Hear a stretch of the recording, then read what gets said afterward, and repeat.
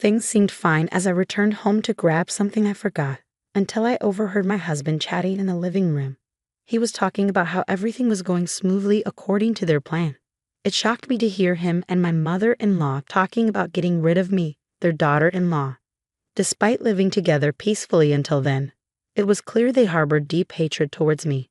Normally, I might have confronted them, but because of my profession as a police officer, I decided against it. That day marked the beginning of my struggle to expose their evil intentions. My name is Michelle Kimball. I've been married to Dave, who is 3 years older than me, for 3 years now. We met at a traffic safety class held at Dave's workplace back when I was working as a police officer in the traffic department. It was my first traffic safety class, and I was pretty nervous because I'm not great at speaking in front of people. Luckily, Dave helped me out, and we became friends afterward. He started a conversation to help calm my nerves, which I'll always remember. Since we got married, we haven't had any kids yet. I wanted one soon after our wedding, but Dave wasn't too keen on the idea. He kept saying we needed to save more money because raising a child is expensive, even though we both had stable jobs and were financially secure. He avoided talking about having kids, which bothered me a lot. And I wasn't the only one bothered by it. My mother-in-law, Judy, was always worried too. At first, she hoped for a grandchild, but as time went by, she seemed to blame me for not having one. She'd say things like, "Michelle, you're not getting any younger. You should hurry up and have a baby. If a woman can't have her husband's child, she's just like a maid." When I told Dave what Judy said, he'd get upset and defensive, saying things like, "Are you saying this is my fault? I'm tired from work, and you're just making it worse. If you really want a kid, why don't you try harder?" He'd also start criticizing my appearance whenever we talked about it. On top of everything, Dave seems to prefer the flashy fashion of younger girls, which doesn't really suit me as I'm approaching my 30s. I've explained to him many times that I can't dress too extravagantly because my job requires me to be ready for sudden calls. But he just doesn't seem to get it. He thinks a wife who doesn't prioritize her appearance is failing as a woman and tells me to reflect on myself before complaining to him. I regretted marrying him when I realized that the once kind-hearted Dave could have such a nasty attitude. 2 years after we got married, my work schedule changed, and we started spending less and less time together as our days off rarely matched. Even when we planned to do something together, Dave would casually bail on me for other plans, like going fishing with his coworkers. He'd apologize, but his smirk showed he didn't really mean it. It felt like he was always off having fun on his own, while I was left feeling disappointed and betrayed, even on days when I just wanted a quiet day at home. My mother-in-law has a habit of showing up unannounced, always ready with a comment. "Where's Dave?" she'd ask. "Oh, off fishing with some girl," I'd reply. Then she'd make some snide remark about him preferring other company over mine. I hate having to deal with her insensitivity, but I can't just brush her off and leave. So instead, I spend my weekends listening to her comments. "You two don't seem like you're going to have kids," she'd say, pushing her opinions on us. "You should be more proactive. You're the wife, right?"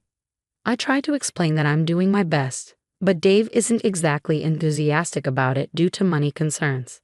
But then she'd pry into my finances, asking how much I earn. I hesitated to tell her, but eventually gave her a slightly lower figure than the truth. She seemed disappointed and made a comparison to some rich person, insinuating that my salary wasn't enough for having a child. I wish she wouldn't compare me, a public servant, to someone wealthy. Something about my mother-in-law's behavior began to unsettle me, and it was just the beginning of a troubling turn of events. From that day on, she started openly harassing me. She began showing up at our house more frequently, sometimes almost half the days of the week. Once, I returned home from work to find her there, having let herself in with a spare key, and she was blatantly cooking dinner. She'd make snide comments about me prioritizing work over home, even though I'm not a housewife, and suggest that women without children have it easy. Her remarks made me feel sick, and there were times when she'd rudely wake me up after I'd worked a night shift, criticizing me for sleeping in. She'd imply that if I slept late due to my job, I wasn't fulfilling my duties as a wife, and it's no wonder men look for other women. Despite my protests, she forced me to eat breakfast. It was all becoming too much to bear. Gradually, everything I ate started to lose its flavor, sometimes even tasting bitter. This went on for over a month, and with the stress and lack of sleep, I became so fatigued that even eating at home resulted in a rush to the bathroom. Instead of showing concern, Dave made it clear that he was annoyed by my weary face. "You look so downcast all the time. It brings me down too. You've handed all the housework over to Mom. At least try to look cheerful," he'd say. My mother-in-law would come in and nitpick whenever I was too busy to do the housework, which Dave seemed to notice. But despite my attempts to communicate, Dave would just ignore me and watch TV. He wouldn't listen to me, but he'd laugh at trivial celebrity gossip on TV, which only added to my frustration. "Dave, you've stopped making eye contact and talking to me recently. You even started canceling plans with me on your days off. Are you having an affair?" I finally confronted him. His reaction was explosive. "An affair? What an accusation," he yelled back. "I have work obligations. It's easy for you to say without knowing the hardships. Or are you feeling this way because you're the one having an affair?" His face turned red with anger, leaving me speechless and shocked by his outburst. Moreover, Dave lashed out and smashed a vase that was on the table, scattering shards all the way to my feet. "That's way too much, even for you," I said, feeling scared of my husband for the first time. From then on, incidents like that kept happening, leaving me restless even when I was at home. One day, due to work circumstances, I had to be away from home for a few days. On the day of my business trip, I left the house but realized I had forgotten my important planner at the front door. I rushed back home to retrieve it, but I felt awkward about facing Dave again after our recent fight over his comment about my trip. When I returned home, I quietly opened the front door and saw Judy's shoes. Not wanting to encounter my mother-in-law, I gently picked up my planner from the shoe cabinet and was about to leave when I overheard their conversation. "We've got everything we need. Everything's going as planned. Shall we push Daisy soon?" "Yeah, but the effects are not showing up as expected. She's been rushing to the toilet after every meal. It should be soon, right?" I couldn't believe my ears at their chilling talk. What on earth were they planning? Quickly, I grabbed the voice recorder I always carry and started recording, unaware that they were being recorded. The two in the room were cheerfully discussing their outrageous plan. "Maybe we should increase the life insurance payout. That should be enough to pay off Mom's debt, right? That would help, and you wouldn't have to see her ugly face every day," one of them said. I was so shocked I caught my breath. I couldn't believe they were planning such things, even if they didn't like me. Furthermore, I heard them laughing disdainfully, saying even if we tell the cops, the traffic cop won't suspect a thing. Gradually, anger overwhelmed my sadness, and I vowed to take revenge on them. During the business trip, I spent time pondering how to get back at my husband. Perhaps due to my gloomy demeanor, my colleagues expressed their concern, and I ended up venting to them. That's when I heard an unexpected piece of information from one of them.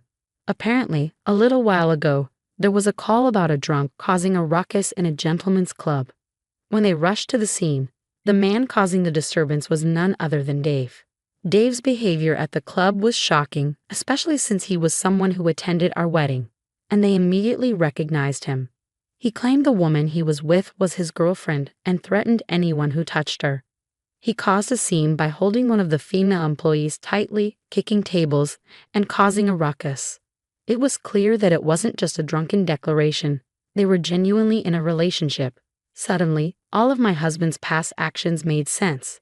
Surprisingly, I didn't get much shock. Rather, I felt energized to thoroughly investigate my husband's infidelity. Watch out, I thought. I won't let this go as it is. A week later, my husband started speaking to me in a gentle tone, similar to when we first started dating. Suspicious of his sudden change, he presented me with a document. "Michelle, you always have such a dangerous job with the police, and that's amazing. I'm proud as a husband, but I can't help but worry." As I looked at the application form for life insurance that Dave handed me, I couldn't shake the feeling that he was still planning to go through with their scheme. Despite my doubts, I wanted to believe in Dave one last time. "Do you really think I'm at risk of being targeted? Would you worry about me?" I asked him, looking straight into his eyes. "Please reconsider," I pleaded. But to my dismay, my husband nodded with a broad smile. "Of course. That's why you should sign this application form quickly," he insisted. I couldn't help but wonder if all he saw in me now was the life insurance payout he would get in exchange for my life. He truly seemed like a good-for-nothing man to the core. But strangely, thanks to him, I felt empowered to carry out my retribution without hesitation. Well, in this world, you never know who might come after you, he remarked. There are so many dangerous incidents these days. For example, having a family member with a foolish idea. His words sent a chill down my spine. Like planning to get rid of a nuisance wife to be with a young mistress, I added, seeing his discomfort as his eyes darted nervously around. He seemed to realize he'd been caught. Being instigated by a debt-ridden mother to send the daughter-in-law to the afterlife with a large life insurance policy, I continued, watching his expression change. Wait a minute, are you? He started. But I cut him off, playing the recording from the voice recorder. Out came my mother-in-law's conversation and crude laughter, grotesquely destroying my husband's face. How did you get this recording? He demanded, shocked. I happened to overhear it, I replied calmly. It was a good thing I was carrying a voice recorder. If I'd always been a traffic cop, I wouldn't carry one around. Huh? Aren't you still in the traffic department? Dave asked, seemingly surprised. I'm in the detective division now. I told you, didn't I? Well, I guess you weren't listening since you were too preoccupied with a certain woman, I retorted. I confronted my husband Dave with photos of his affair that he had hidden in his room. These were undeniable pieces of evidence I found while rummaging through our house when he wasn't around. What? I don't know anything about these photos. I don't even know this woman, Dave insisted. Oh, really? She seems to be a girl working in a high-end nightclub. You don't know her. The club where you got drunk and caused a scene, apparently shouting that she was your woman. How charming. How much do you even know? I confronted him. Cornered, Dave desperately began to make excuses, not caring about appearances anymore. It's all my mom's fault.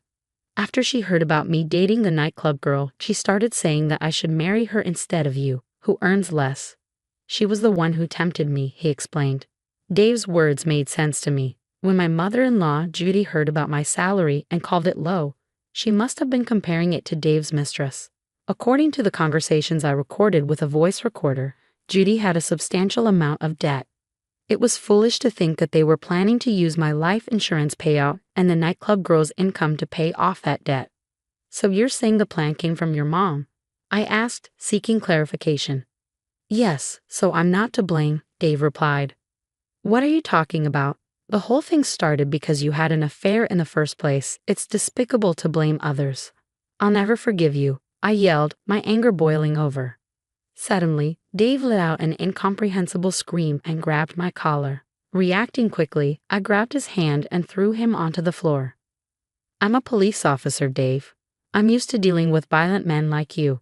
I can protect myself without life insurance, I asserted, standing strong in front of Dave, who was groaning in pain from hitting his back. With a firm hand, I took out my handcuffs. You're under arrest, I declared. Dave's eyes widened in disbelief. That's a joke, right? He stammered. Seeing his reaction, Dave suddenly became weak and started apologizing. I'm sorry, it was just a moment of weakness. Please forgive me, he pleaded. Save your excuses for the police station. I'll listen to them thoroughly when the time comes, I responded sternly. Eventually, Dave and Judy were imprisoned for their plot to make me an outcast. I divorced Dave and sued both him and his mistress for $20,000 in emotional damages. While they might be released soon as it was an attempted crime, Dave losing his job and having to pay the emotional damages along with Judy's debt means they will undoubtedly face a tough life ahead. Meanwhile, I'm thoroughly enjoying living alone for the first time in years. Having been forced to live a cramped life for so long, I decided to spread my wings for a while.